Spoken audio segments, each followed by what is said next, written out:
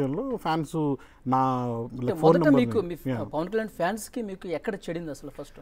అంటే కాటమరాయుడు అంతకుముందు కూడా గబ్బర్ సింగ్ రివ్యూ టైంలో కూడా నేను గబ్బర్ సింగ్ ఆల్రెడీ అంటే హిందీతో కంపేర్ చేసి తెలుగులో పెద్దగా బాగాలేదు, కేవలం డైలాగులు తప్ప ఒక పవన్ కళ్యాణ్ స్టైల్ మీద వెళ్ళిపోయిన సినిమానే తప్ప విషయం లేకుండా చేశారు అని చెప్పినప్పుడు అక్కడ కింద బూతులు మాత్రమే తిట్టారు.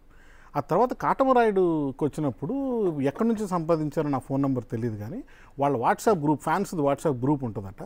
ఆ గ్రూప్లో షేర్ చేసి మరి తర్వాత నాకు బెదిరింపు కాల్స్ రావడము, నా వాట్సాప్లో వచ్చి అబ్యూజివ్ పదజాలంతో దూషించడము, ఇవన్నీ అప్పుడు జరిగాయి.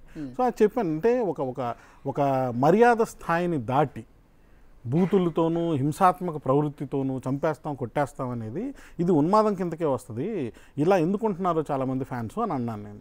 సో ఈ పార్ట్ మాత్రం తీసుకెళ్ళి వాళ్ళ గ్రూప్లో పెట్టి నేను దీంతోపాటు ఇంకొన్ని విషయాలు కూడా చెప్పాను. అంటే వేరే సినిమాలకు సంబంధించిన ఇలాంటి అనుభవాలు చెప్పాను, రాజకీయ పరంగా మిగతా రాజకీయ నాయకుల గురించి చెప్పాను. కానీ వాటిని కాకుండా ఈ మాటలు మాత్రం తీసుకెళ్ళి వాళ్ళ గ్రూప్లో పెట్టి నా ఫోన్ నెంబర్ అక్కడిచ్చి వీడికి సంగతి చూసుకోండి అని అక్కడ ఉన్న వాళ్ళు చెప్పడం, అప్పటి నుంచి నాకు ఆల్మోస్ట్ ఇట్స్ 48 hours ఫోన్లు వస్తూనే ఉన్నాయి. నా ఫోన్ ఆగట్లేదు, మీరు చూసుకుంటే లిటరల్గా ఫోన్ ఆగదు నాది. అంటే నా లైఫ్ని డిస్రప్ట్ చేయడంతో పాటు నన్ను abusive language as well as నా ఫోటోల్ని మార్ఫ్ చేసి పంది కుక్క నక్క కాటమరాయుడు సినిమా అప్పుడు దానికి ఇప్పటికి చాలా రోజులు అయినట్టుంది కదా.